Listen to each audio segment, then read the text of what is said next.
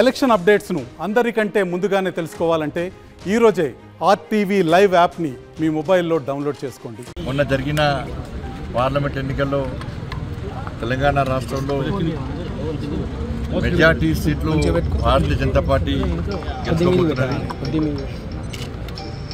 వాళ్ళ తెలంగాణ రాష్ట్ర వ్యాప్తంగా ఎక్కడ చూసినా కూడా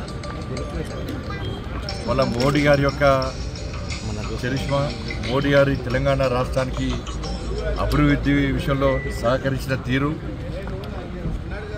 దాంతోపాటు తెలంగాణ రాష్ట్రంలో భారతీయ జనతా పార్టీ కార్యకర్తలు కొట్లాడిన తీరు, సమస్యల మీద ఫైట్ చేసిన తీరు, దాంతోపాటు బీఆర్ఎస్ మీద వ్యతిరేకతతోని కాంగ్రెస్ పార్టీ కోటేస్తే కాంగ్రెస్ పార్టీ కూడా 100 రోజుల్లో 6 గ్యారెంటీలు అమలు చేస్తామని చెప్పి మోసం చేసినటువంటి విధానాన్ని ప్రజలు గుర్తించారు. మేము అసెంబ్లీ ఎన్నికల్లో భారతీయ జనతా పార్టీకి ఓటేయాల్సింది పోయి కాంగ్రెస్ పార్టీకి ఓటేసి ఇలా మోసపోయినాం. కాబట్టి ఎట్టి బస్సులో పార్లమెంట్లో భారతీయ జనతా పార్టీకి ఓటేస్తాం. నరేంద్ర మోడీ గారిని ఎట్టి బస్సులో ప్రధానమంత్రిగా చేయడమే మా లక్ష్యం. నరేంద్ర మోడీ గారు ప్రధానమంత్రిగా లేని ఈ దేశాన్ని ఊహించుకోలేం. ఇవి దేశానికి సంబంధించిన ఎన్నికలు, దేశ భద్రత, దేశ అభివృద్ధి, ఈ దేశంలో పేదలకు సంక్షేమ పథకాలు అమలు జరగాలంటే నరేంద్ర మోడీ గారు తిరిగి ప్రధానమంత్రి కావాలని చెప్పి ప్రజల్లో పట్ల ఆలోచన వచ్చింది. కాబట్టి పూర్తిగా మెజార్టీ స్థానాలను ఇలా భారతీయ జనతా పార్టీ గెలుచుకోబోతున్నది. ఏ సర్వే చూసినా కూడా ఇలా భారతీయ జనతా పార్టీకి అనుకూలంగా ఉంది. ఇంకా ఏమైనా జరగవచ్చు, ఇంకెక్కువ సీట్లు రావచ్చు అనేటువంటి ఆలోచనతో ఇలా ప్రజలు ఉన్నారు. సర్వే సంస్థలకు అంతు చిక్కని ఫలితాలు ఈరోజు పార్లమెంటు ఎన్నికల్లో రాబోతున్నాయి. జూన్ 4th నాడు ఇలా రాబోతున్నాయి. కాబట్టి ఈ కార్యకర్తలందరూ కూడా చాలా కష్టపడి పనిచేస్తున్నారు. బట్ అన్ని మ్యాక్సిమం స్థానాల్లో మేము గెలవడానికి ఇవాళ అనుకూలమైన వాతావరణం ఉంది.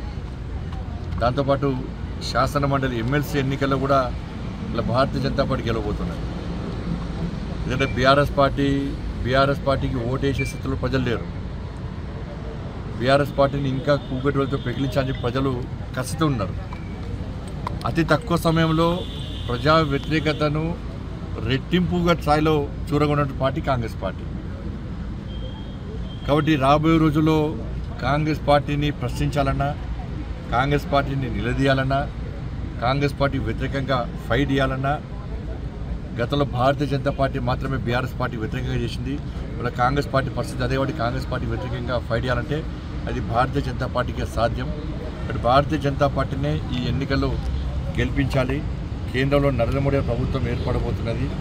ఇక్కడ బీఆర్ఎస్ పార్టీ, కాంగ్రెస్ పార్టీ కుమ్మక్కై ఇవాళ బీజేపీని ఓడించే ప్రయత్నం చేస్తున్నారు.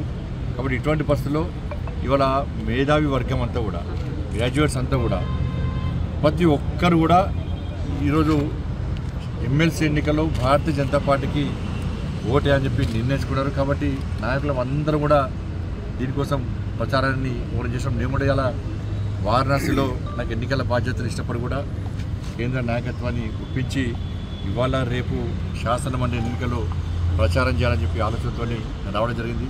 కిషన్ రెడ్డి గారు కానీ, డాక్టర్ లక్ష్మణ్ గారు కానీ, టీకేఆర్ గారు కానీ, ఈటల రాజేందర్ గారు కానీ, మన శాసనసభ్యులందరూ కూడా, వీళ్ళందరూ కూడా ఎవరికి వారు ఇవాళ ప్రచారం చేస్తూ తిరుగుతున్న వాటి ఈ శాసన మండలి ఎన్నికలు కూడా మేము విజయం సాధించబోతున్నాం.